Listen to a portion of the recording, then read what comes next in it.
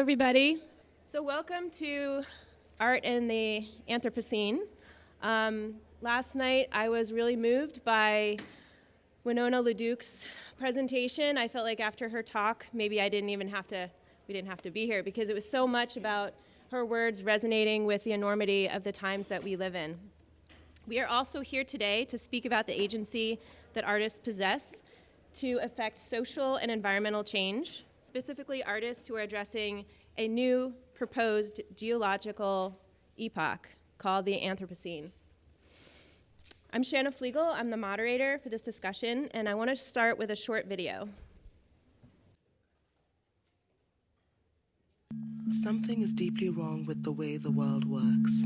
You know it, and I know it. We are told every day that unfettered economic growth and the accumulation of personal wealth is desirable. Yet, though we may not always have the words to challenge it, we know the mantra greed is good cannot be true. We see every day and everywhere the toll it is taking on our lives, our communities, and our environment. Thanks predominantly to the overconsumption of natural resources by rich countries, the entire planet faces ecological collapse. We are overshooting the Earth's biocapacity by 62% each year. Species are dying off between 1,000 and 10,000 times the normal rate.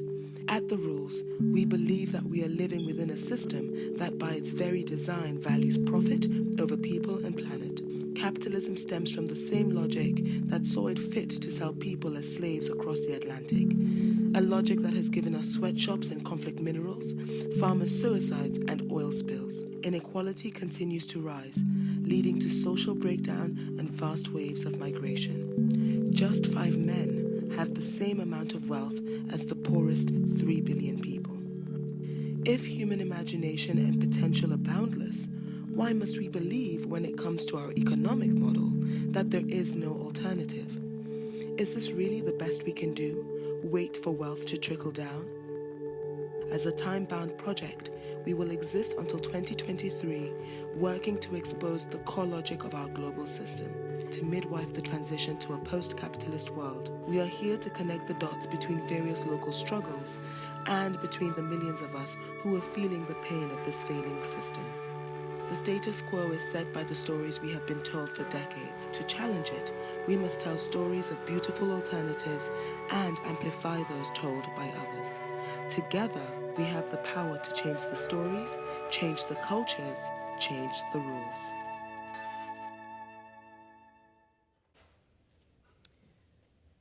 So this next image is by Canadian photographer Edward Burtynsky. He has the Anthropocene project. If you haven't looked at his project, it's amazing. Who here gets pissed off when you see this image? Raise your hand. It's scary. It's really scary. I'm scared by it. I'm scared of the future, what it holds. This is a painting. In 1818, the German artist Caspar David Friedrich presented this painting capturing the Eurocentric perspective of nature's ability to provide sublime transcendence. It's titled Wander Above the Sea of Fog. The Age of Enlightenment was upon the Euro-American psyche and the advent of the Industrial Revolution about to transform a once agrarian planet. As the wanderer wistfully looks out into the romantic landscape, we see a lone figure dominating both the painting's composition and seemingly endless horizon. This best depicts an Enlightenment worldview characteristic of colonialism. Many of us have inherited this dominant paradigm and identify with its nostalgic, codependent, and ultimately tragic relationship with our Mother Earth.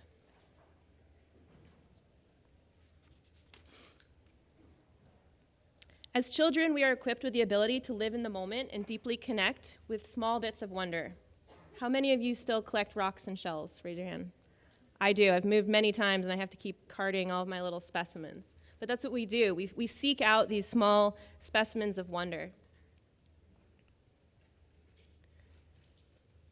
Perhaps your souvenirs and tokens of remembrance of a beautiful hike are photographs that you share on Instagram.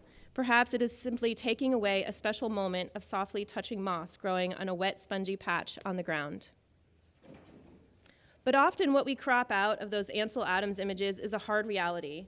What may exist directly behind you when you are capturing the wildness and pureness that we long for in nature is that cell phone tower right behind you, piercing the sky.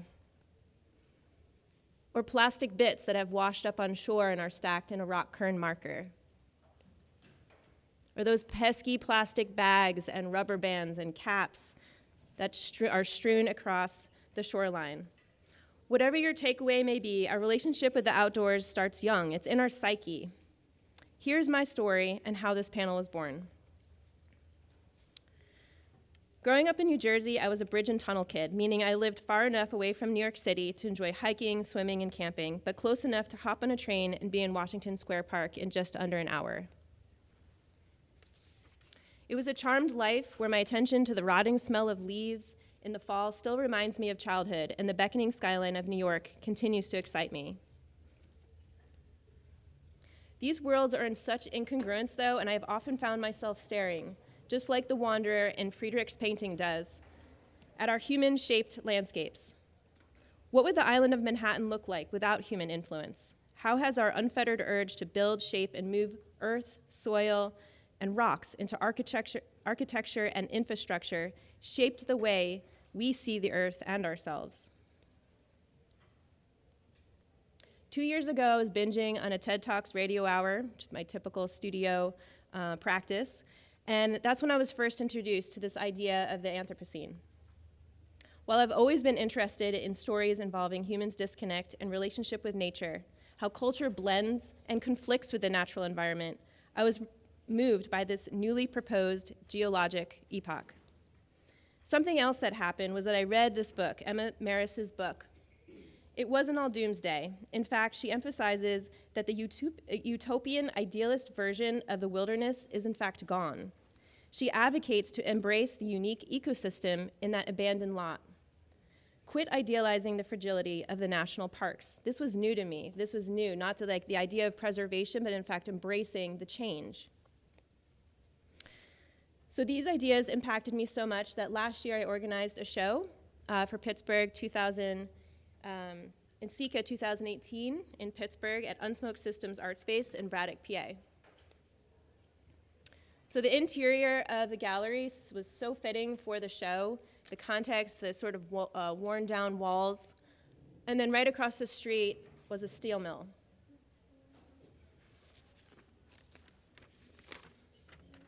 The community, the town of Braddock, is an anthropogenic landscape and is radically impacted by post-industrial conditions.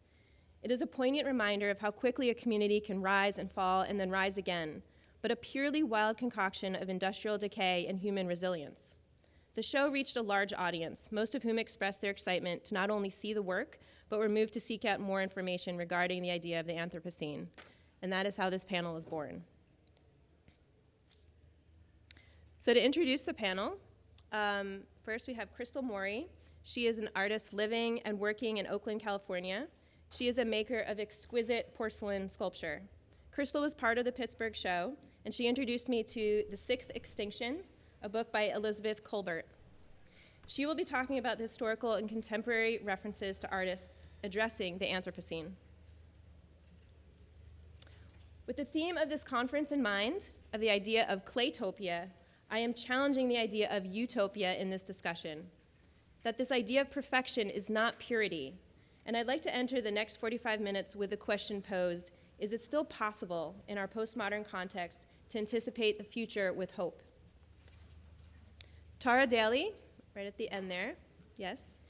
She is an artist living and working in the Bay Area. She sought me out at Unsmoke. She was the one who tracked me down, was emailing, was so moved by this idea of artists working in the Anthropocene. And it was her, quote, stated something that really resonated with me. She said, to continue to seed a conversation of transition, that is our job as artists, to perpetuate the feeling that it is our responsibility to share what we know and in knowing it, respond. Thinking about last night, planting those seeds, and that's why we're here, planting those seeds of however we can make those changes. Next, we have Lisa Truax. She is an associate professor of art and design in St. Mary's University of Minnesota in Winona. Her work deals with natural materials, and her research is in the biophilia hypothesis, which is humans' innate ability to connect with the natural world. She states in her artist statement, quote, I question the idea of culturally valuable versus personally valuable natural space. The contrast between the natural and the man-made, the seen and the unseen are determining factors. The effect of these elements on our lives and psyche are important considerations. And then finally, we have Tim Cowdery. Sorry, there's Lisa. Got carried away. And then Tim's right in the middle here. He is a hydrologist for the United States Geological Service in Minnesota for 27 years. Tim studies how land use, groundwater, and surface waters interact. This includes quantifying flows in the water cycle and the quality of the water in those flows. So, for those of you who haven't heard of the Anthropocene, we have questions. We're going to go straight to the scientist. And I'm going to pose the questions for each individual. So our first question is, Tim, could you explain the confirmed science and geological markers evident of the Anthropocene? Yeah, sure. Oh. Am I on? Can you hear me? Can you hear me now? Yeah, the green light. Okay, the green The light. green light is good? Okay. So the Anthropocene as a term was invented in the year 2000 by a couple of people, Paul Crutzen and Eugene Stormer.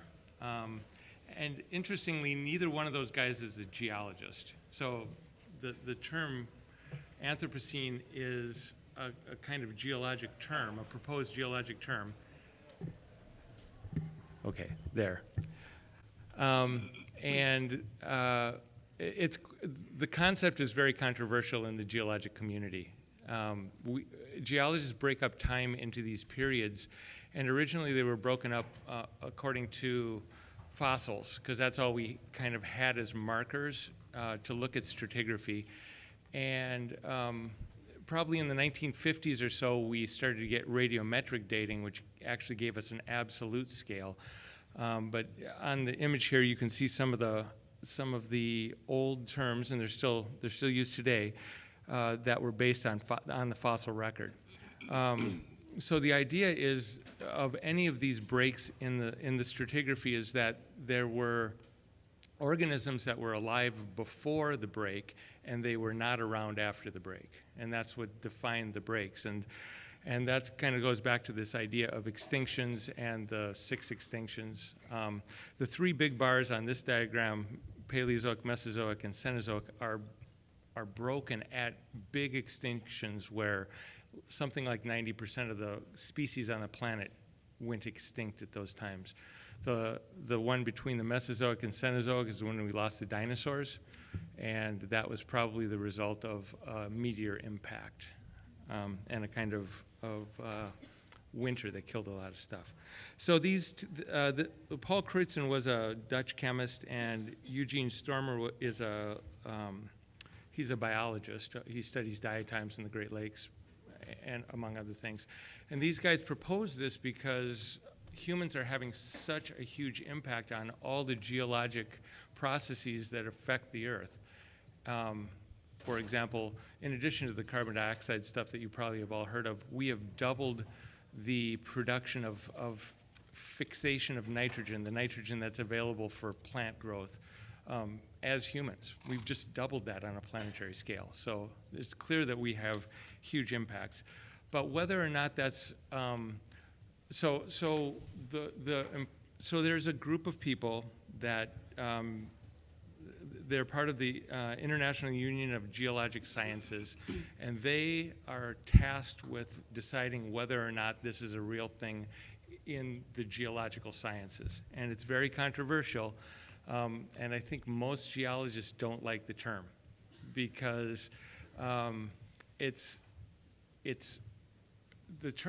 these terms are defined in stratigraphy, so you have to have rocks being laid down, and then you have to have a place where you can put your finger in those rocks and say, this is when it started, whether if that's based on fossils or that's based on the age. And when the Anthropocene started, if it exists, is also a big topic for debate, because I think most of us understand that carbon dioxide problems has started with industrialization, which is maybe 200, 250 years old. But there are other people who say, well, really it started with substantial agriculture that led to the rise of nation states and that sort of thing. And that's more like, I don't know, 5,000 years old. Other people say it's, it could be, the agriculture brought a lot of erosion and changes that you can put your finger on in the record, but it's a controversial term. So the controversy involves, can you see it? It involves what are you looking for? That's the marker. And where on the planet are you going to find those things? And all of those are difficult because we haven't been around that long as a species to affect those kind of geologic scale features. So I just advanced to the next slide, and I just wanted to point out, we're considered to be in the Holocene. So one of the questions I had for Tim was, the idea is as artists, we're coming up with this way to respond to climate change and environmental and geological natural process change as identifying as the Anthropocene. And are we accurate in saying that, even if it's not scientifically proven? And I was wondering if you just comment on that. Yeah, just the way that we're using it so loosely, this language that we're attaching ourselves to. Well, I think this is the crux of the term. I think that from a scientific perspective, it's not super useful yet. It might be in 10,000 years, but right now it's not really very useful. But I think it's a really, really useful cultural term. And I think that it's great that other people have taken these guys' ideas and run with it and are, I mean, if you looked where that term is being used, it's being used everywhere except geology. So. And I like that. It's like the cultural language. Like, how do we, in our culture, how do we then attach ourselves and sort of motivate and respond to it? Which I think brings us to Crystal and this idea of, how as artists, how do we respond to things that we, if you look at the paper today, and it was like drought, chaos, like all these natural disasters. How do we respond to that as artists? And can artists change the trajectory of what is happening? What is our job? And sort of let's look at some of those artists of what's happening. Thank you, Shanna. Hi. Oh, thank you. So we, as humans, have used visual language to record, problem solve, and understand the world around us. Since the beginning, we have depicted our environment. History began with ancient cave paintings. In ancient Greece, nature continued to be a source of inspiration in ceremonial objects. In the 16th century, Bernard Palissy cataloged flora and fauna in plaster castings, and 200 years later, Johann Candler explored natural realism in his collection of life-sized porcelain animals. This is just a small glimpse of history, although it gives us a sense of how important visual language and artistic expression can be in order to make sense of our changing world. Today, we are met with new challenges, understanding, processing, and problem-solving this quickly changing landscape of climate change, habitat loss, and overall human-driven evolution in the Anthropocene. To share in these ideas, I have brought a few contemporary artists working in this vein.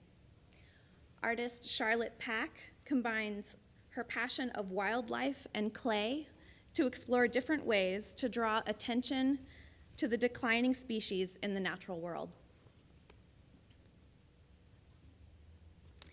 It is estimated that up to 100 elephants are killed each day, driven by an insatiable global demand for ivory.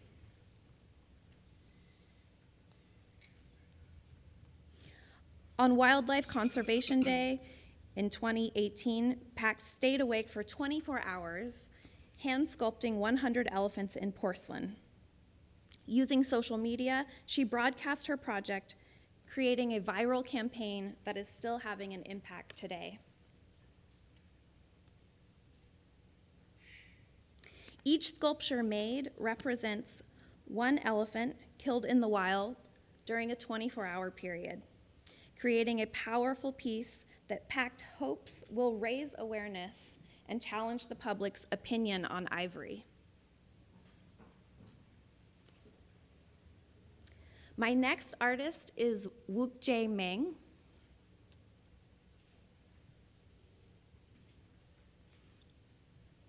He uses traditional porcelain techniques of sculpting, mold making, and slip casting to talk about the fragility of nature and the ways humans are impacting our world.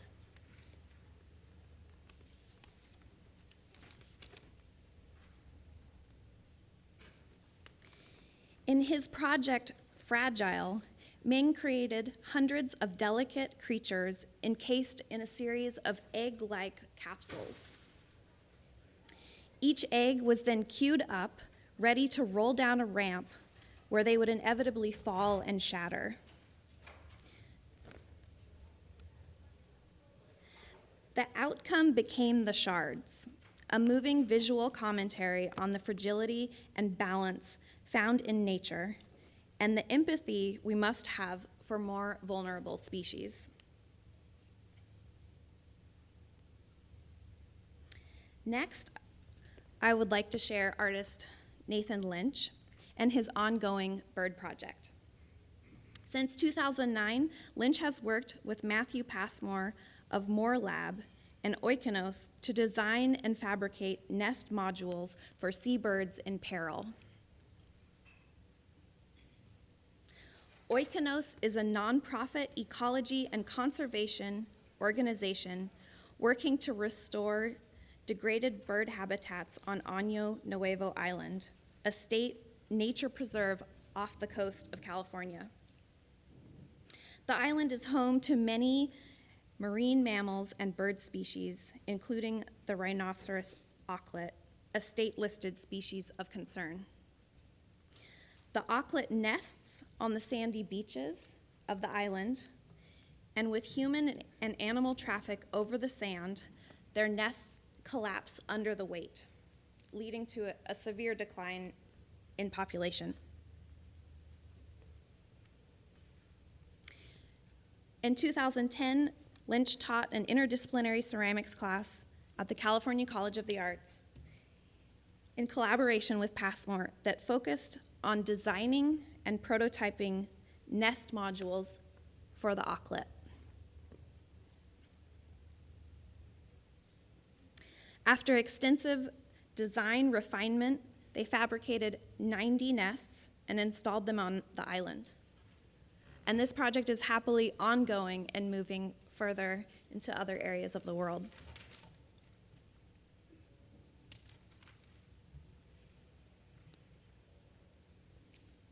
Courtney Madison creates intricately detailed ceramic sculpture inspired by the fragile beauty of coral reefs and the human-caused threats they face.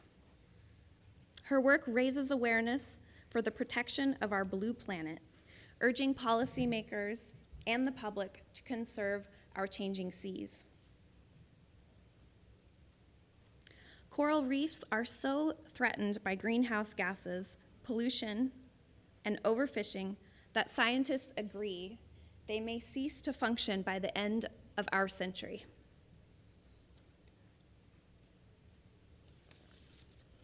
Madison says, "I believe art impacts our emotions and can move us to value the blue planet we live on in ways that scientific data cannot. We protect what we care about, and we care about what we understand." My final artist is Phoebe Cummings.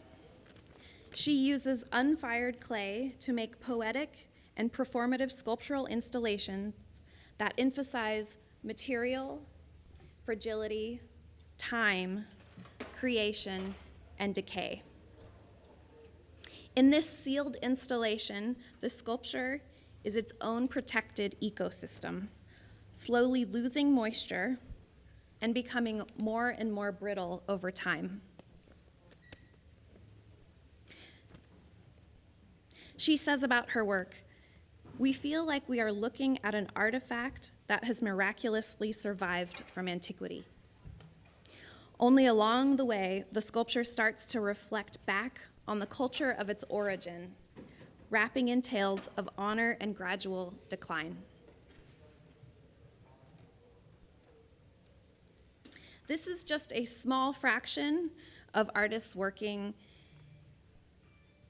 with nature, the environment, and in the Anthropocene. If you would like to find more, we have an ongoing list that is in the NCECA application.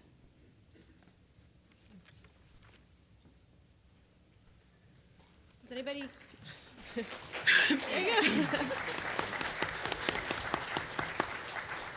Is anybody here sort of working in this vein of the Anthropocene? A few of you.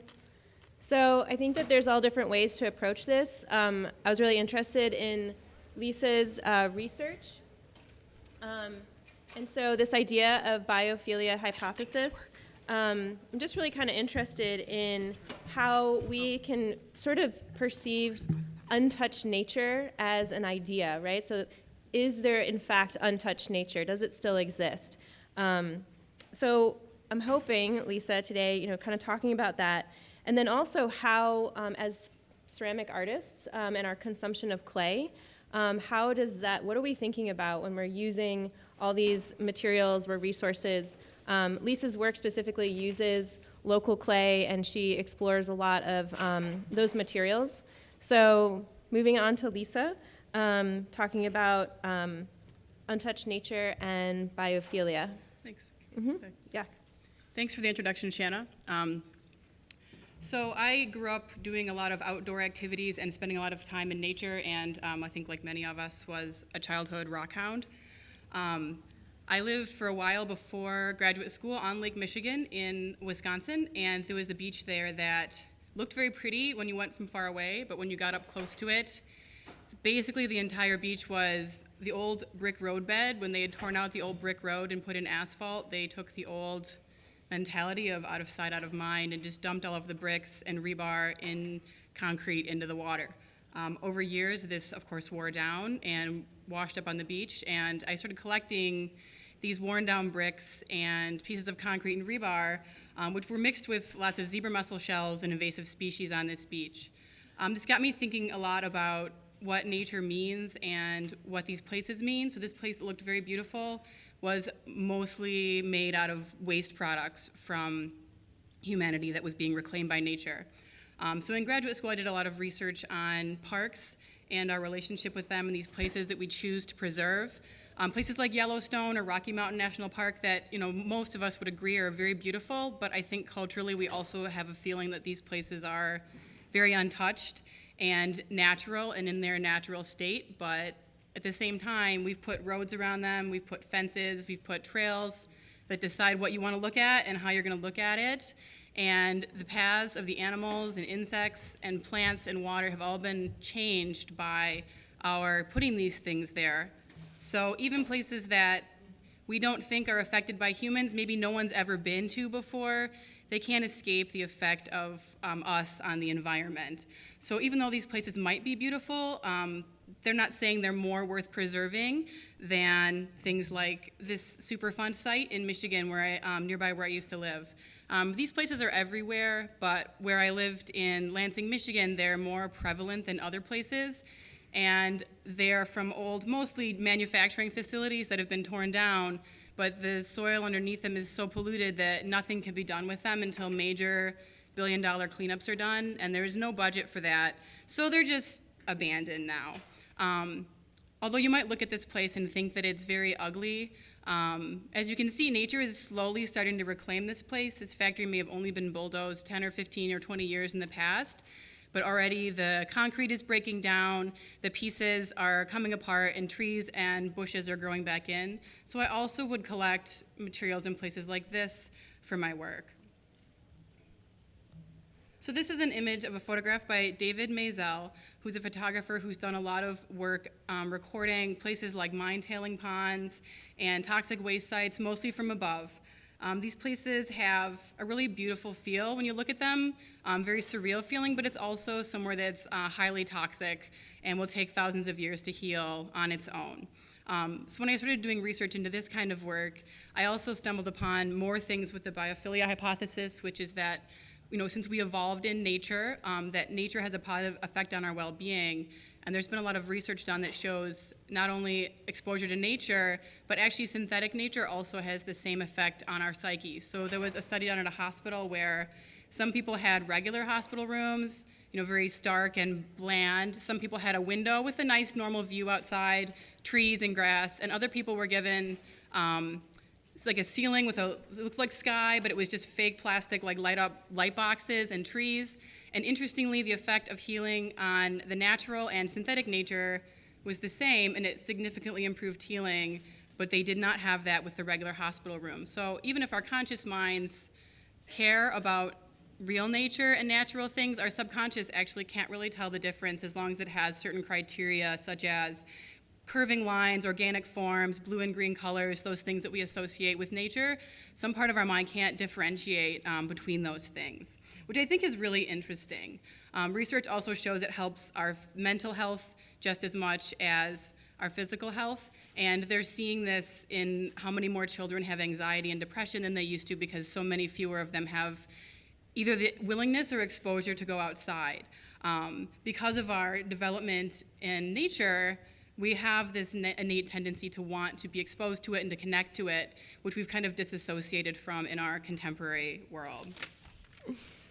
So I've got a couple of artists who work in this vein. Alain Qwave is an artist who makes ceramic sculptures that relate to our endangered species and species that we're damaging. So they utilize bones and endangered species, both plants and insects.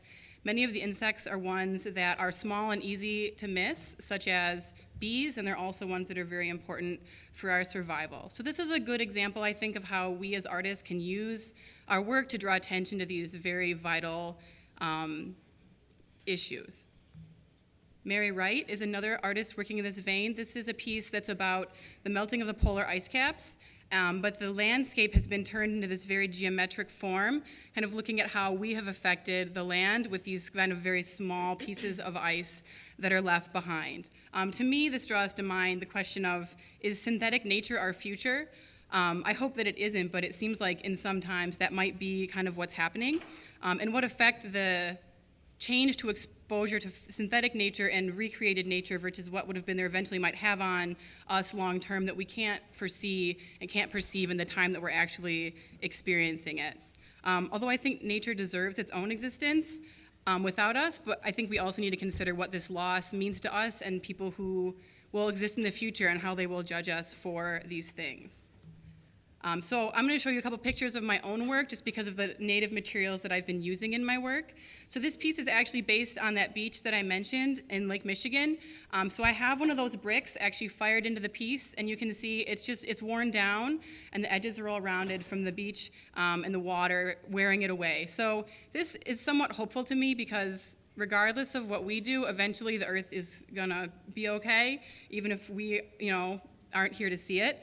And the sand is from that beach as well, so it has tiny little pieces of zebra mussel shell and very small pieces of brick. And it's sort of, to me, a sense of capturing a memory of a place, those things that stay with us when we leave.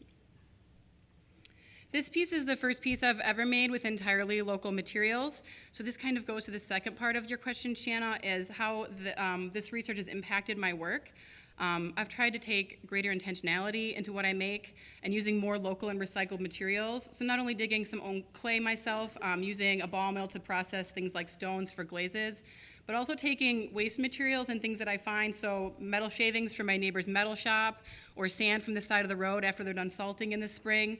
Those kind of things I use to give a specific sense of place and also hopefully add some meaning and content to the work while also reducing my impact. I think, we do consider how much clay we use as artists, but I think the fuel is probably a bigger concern and transporting that material or firing our work. So if I dig that clay myself, not only does it give me an appreciation for it and preciousness, because I can only get so much of it and it is more work, but also thinking about where that material came from and giving more of a direct link to sense of place. It also makes me think about my fuel use. So right now I'm paying my rural electric co-op. Many electric companies have where you can pay a little extra and they buy more of their source, saying I want my fuel to come from renewable sources. And I do live in a rural area, so I have an eventual goal of having solar and or wind power for my electric kiln, but we all know the expense involved in that. I've also made lifestyle choices to cut back on my footprint in other ways to kind of help balance out my choices with my ceramic work. So I'm going to end with a quote from the book Living in the Anthropocene, The Earth in the Age of Humans. The gradual pace and invisibility of threats such as ocean acidification and biodiversity loss increase the challenge for artists seeking to communicate about the environmental challenge. The contribution of artists can stir our collective imagination, capture deep anxieties about destruction of the environment, and fuel the empathy that will be invaluable in attaining a just and sustainable future in an increasingly uncertain world. So just kind of commenting on that last uncertainty. I think there's a lot of that feeling of anxiety, uncertainty, and we can oscillate between feeling empowered with the keynote speaker last night, like there are things we can do, like we could become hemp farmers, we can paint buildings and improve our community, but really there is this underlying sense of anxiety, like how do we pack our work, how do we use peanuts, do we use plastic bubble wrap, where can we get these renewable sources? And so the last question that I have is for Tara, and how, as artists, how do we respond to that anxiety? Like where do we go? Who are the people who are responding, who are making those changes? So if you have comments on this idea of anxiety and what is the artist's role? Thanks, everybody, for coming. I have a lot of anxiety, both about the Anthropocene and just speaking in front of you. So I took some notes. There's some slides, if anybody, they don't have anything to do with what I'm talking about. If anybody, I mean, they do, but they're not synced up. I'm going to put a timer on, too, because I want there to be time at the end of this for you guys to, so sorry, not prepared. So we're living in an extinction event. Like, it's a full-blown crisis, and I don't think we're talking about it. This morning at the follow-up to the panel, there was like, there's a lot of talk, we need to get into action, and I feel like we're not talking enough. And so I took some notes. We're living in sorry. You're doing great. You're doing great. We've got a decade to transition to clean energy systems and off of war profiteering and out of a colonial story of human supremacy. And we each have a role to play. And I realize that as artists, we are already working 5 jobs just to get into the studio. And this is a burden, but I feel that it's our responsibility to engage in this in the interstitial spaces of our lives, to be aware of this, to engage in it. So thank you for coming to this, and I hope that we talk about it continually, all the time. As artists, we are innovators, and we are storytellers, and we have a practice of making things that is antithetical to like efficiency and the bottom. I mean, if you're a production potter, you're efficient, but it took you years to get that efficiency, and there's a craft to it. We're not producing in a mechanistic way, and it's that mechanistic approach to this planet that has caused us to be in this extinction event. So we can see how this story ends in extinction, and we can start talking about a different story. I think a different story is waiting for us, and it has to do with what Naomi Klein refers to as repair and care. And we can start doing things like talking about reparations and dreaming up reparations to the land and to the people that have been damaged by a 3% annual GDP, which if we continue on that That is what is driving the Anthropocene and this sixth extinction. We're going to run out of planets and need about 6 more by the end of the century. So I'm going to go into what I have prepared, which is a little more doom and gloom. Some reality check, because I didn't know all these things until I knew I was going to come talk to you, and now that I know them, I want us all to have these facts at our fingertips. We're set on a course right now, if we do nothing, for 3 to 5 degrees Celsius of temperature rise, global temperature from pre-industrial levels. So we're at 1 degree Celsius above the last, where we were 100 years ago. So we're talking about 100 years ago. Tim mentioned that geological sort of Anthropocene sort of could be taken back to 5,000 years ago, which I think is the Sumerian period, where there was sediment indicating agriculture, and we have this whole story of ascension where we learned to farm, and then we specialized, and we have this whole projection towards the classic Greek idea of democracy, and that's part of our creation story. That's part of the colonial creation story. There are other stories that I think we can learn a lot more from. I'm getting off sidetrack. That's cool. That's really what I think we can discover and bring out as artists, and again, antithetical to profit and bottom lines. Because we are in an ecological crisis and a political crisis, and most desperately in a crisis of imagination. I think that we all in this room know that we love this planet, and we love the beings on it, and that what we're doing is wrong, and that the right thing to do is to act responsibly, urgently, and immediately, and yet we're taught to argue that it's not practical or possible or affordable. And that's a story that I can't accept anymore, and I can't stand against it by myself, but I think together, we're past the point of changing light bulbs and doing carbon offsets. We have to change the entire story we're in. And there are people out there doing it. Most of them are young, and I don't know if anyone here is from the Sunrise Movement. No one. Sunrise Movement is youth that are out there promoting the Green New Deal and lobbying Congress, and they're all young, and they want our help. And the Green New Deal is awesome because even though Congress just decided not to vote on it, it still exists, and it's a great footprint. It's a responsible, you can read it, it's online, it's very easy to get to. It's in our notes too. There's the Sunrise Movement. Yep. I'm doing my job. Okay, so recently, Yuval Noah Harari, he wrote a book called Lessons for the 21st Century, which is on my reading list, but he had a great interview on the Russell Brand podcast, and he said, there's 3 urgent crises that we're living in right now that governments are not looking at, dealing with, or talking about. The first one being climate chaos, the second one being nuclear war or nuclear meltdown, because we have 250 active nuclear plants here that if in a climate event like Fukushima, there's no real guarantee these things won't melt down, right? So not to mention all the warheads that we're sitting on and manufacturing. Like, we keep making them, and we have plans to make more. I mean, there's pipeline discussion. There's also like nuclear power, it's a really expensive and elaborate way to boil water. It's kind of irresponsible.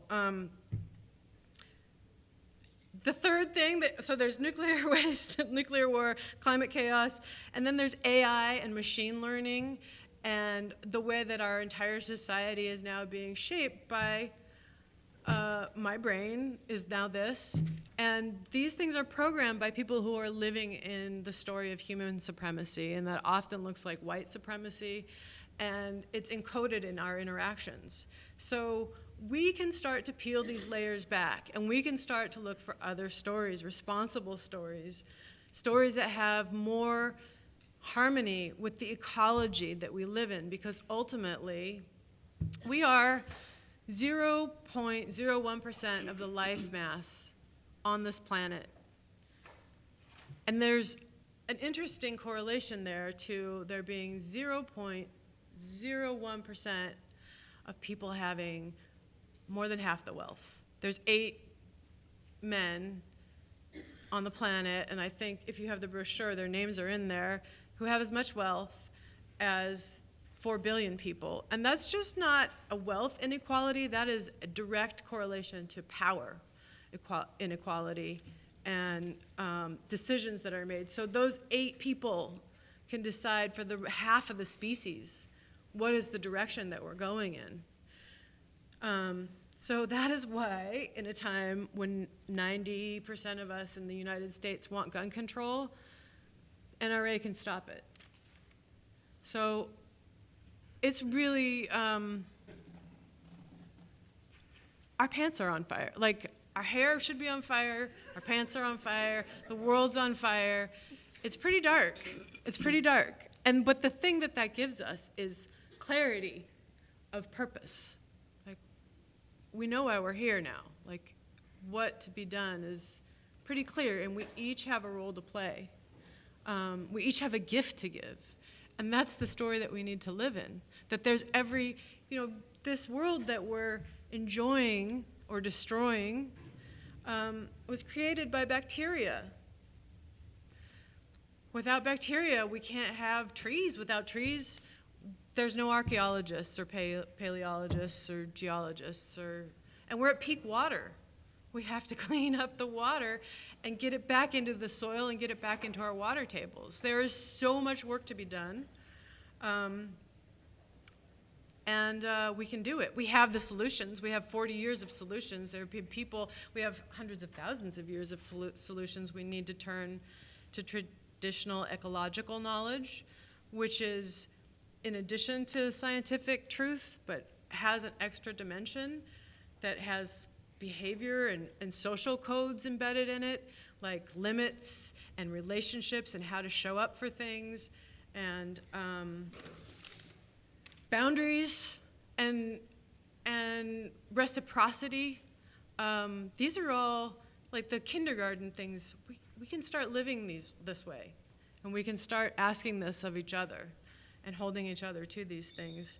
And so I'm going to turn to questions if there are any, and my question will be, and it's from the Extinction Rebellion event, which is a UK group. What does it mean to live a good life? And I think that we can spend the next 10 years answering that. So you started pretty dark, and now, like, that's pretty inspirational. And I just want to reflect back on this idea that we all have this gift to give, and maybe instead of the anxiety being like, what is everything that we can do? What can we find as, like, what are our strengths individually? And how can we, either we're educators or we're activists, or we're makers, and we're living a good life in a way that is really challenging this paradigm that has really been so dominant. Did anybody go to Portland and Sika 10 years ago with David Suzuki was keynote speaker? Anybody? So David Suzuki was another powerful keynote, and he said, he really grappled with this idea of having children because he was kind of thinking about contributing to overpopulation, and he said, let's look at these new young people, potentially his family, as having those answers. And so, rather than, I think there is this hope. So we can open this up to the audience now. Do you feel hopeful? Do you have questions for us about the Anthropocene? What does this leave you with? What does it resonate? If you have a question, I'd invite you to come up here to the mic. It's a kind of awkward room to navigate all the way if you're in the middle, but come on down. It'd be great to hear your questions. And thanks for coming. Yeah, thank you. Hi. Yes, Yes. please. So, as a ceramic artist, I struggle with the idea that when I fire something, it's going to be around for a very long time. And Is I've that begun on? working a little bit more in greenware.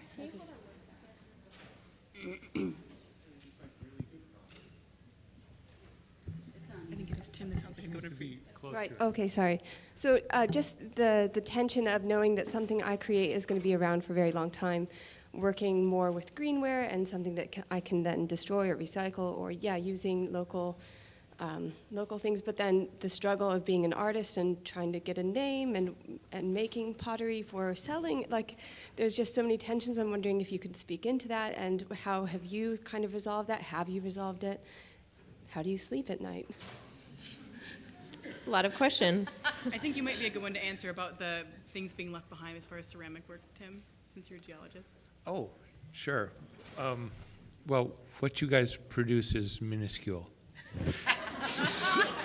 Yay! Sorry to let you know, but on a global scale, it's obviously it has an impact. But there are a couple other things. It's a natural material. You saw the picture of the brick that has been rolling around in Lake Michigan for, a couple decades or maybe half a century. It looks like a rock already. So I don't know. I wouldn't get too uptight about it. Is that the answer you're looking for? Or do you want more ways to? I guess it's a little reassuring, but I think it looks great. it's from the guy from outside of the clay community. Yes. I feel like we all look at this problem that it's so big, and I think that how we have to tackle it is in small ways and in small steps, because all of those little things will add up. How many people carpooled here? Or took the train, or how many people walked here? Like from my hotel, but Yeah, not yeah. from Massachusetts. Well, no, exactly. Like I walked from my hostel Yeah. this morning, Yeah. and how many people used reusable containers for their lunches? Those look like compostable cups. Even being at a pottery show, we could have ceramic cups that people can drink out of. So all of these small things, I think, add up.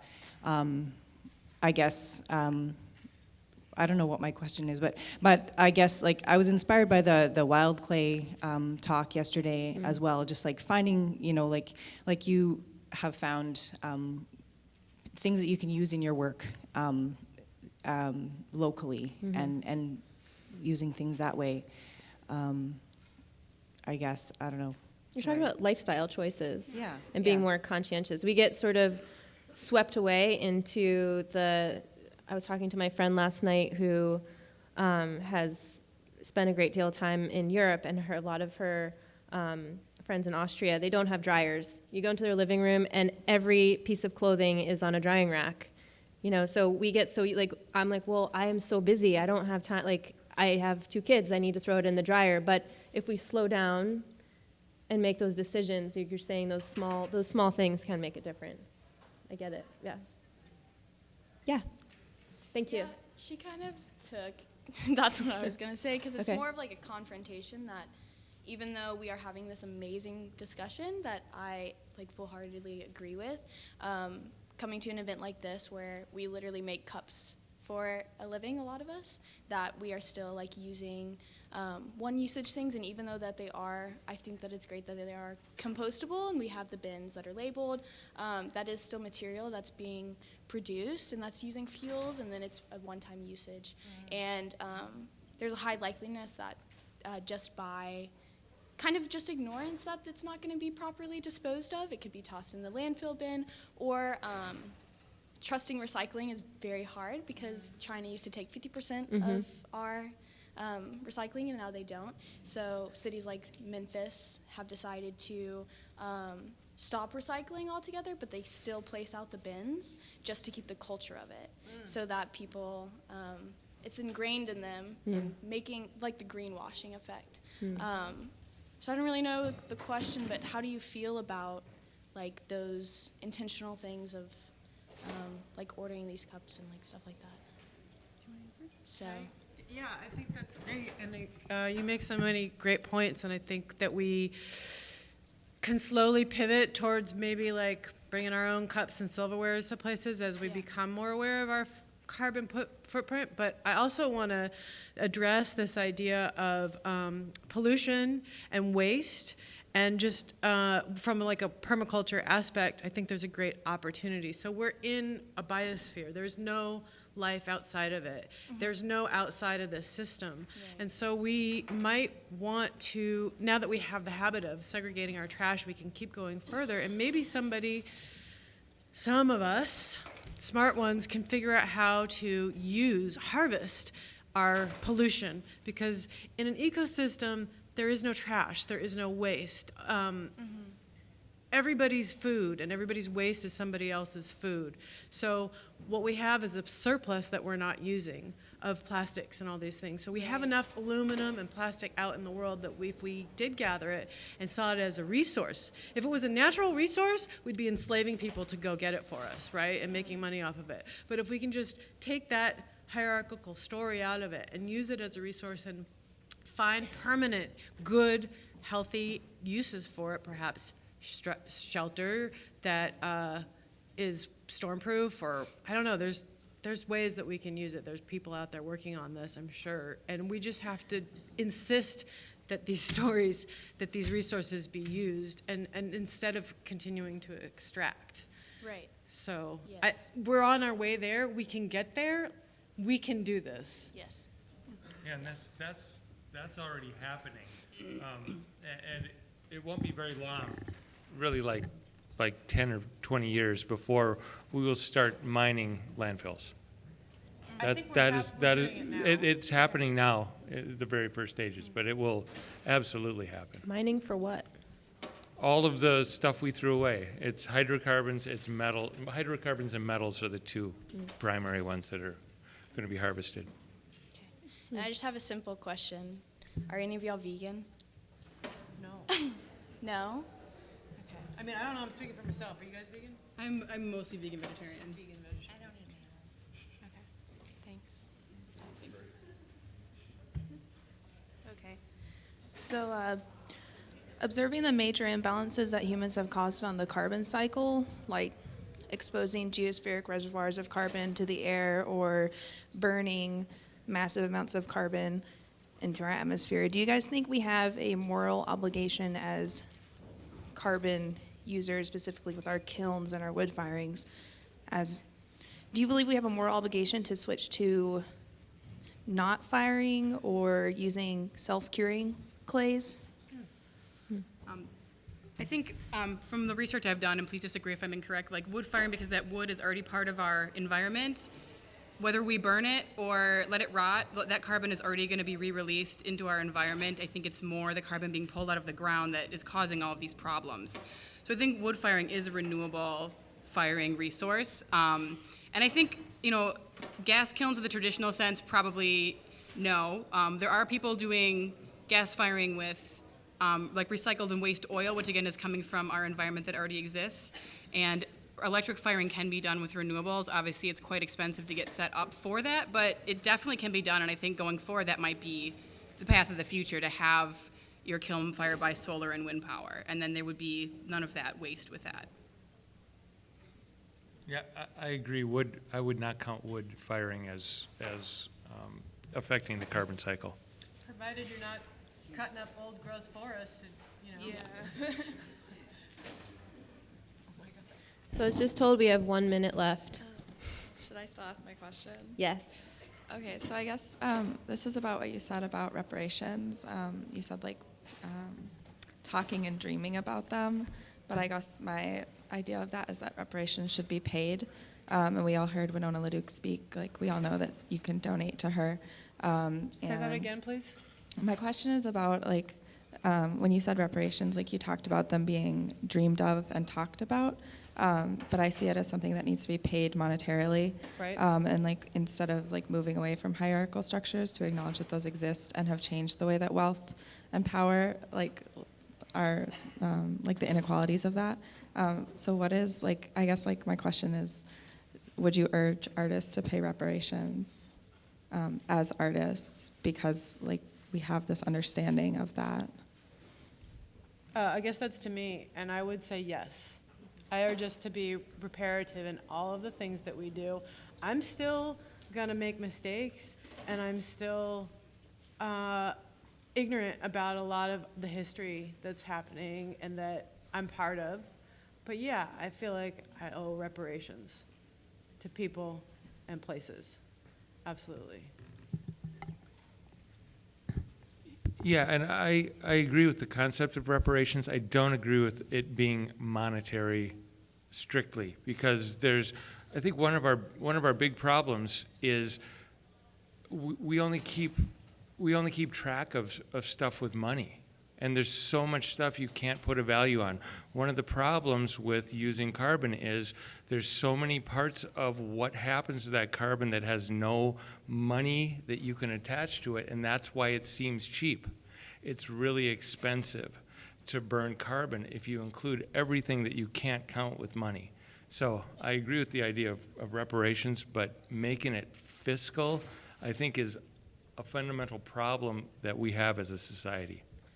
I'll back that with the wealth inequality that the world is under. I think we do need to redistribute wealth accordingly to where it has been stolen from and taken from. Specifically, the northern hemisphere owes the southern hemisphere, and when in our own country, we have extracted labor that we owe back for. So yes, I think that as a nation and personally, we can begin to start enacting reparations.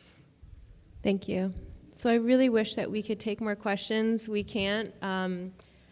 So we put together a resources page on the conference app, and then we have the zine for you to access to continue this conversation. I wish we could talk more. I feel like we're finally kind of getting on a roll with more questions. The zine, yeah, so that make sure to take the zine. If you want to continue to talk, we can go just maybe out here, and if you have some more questions, we can continue our conversation outside. Thank you so much for coming. Really appreciate it.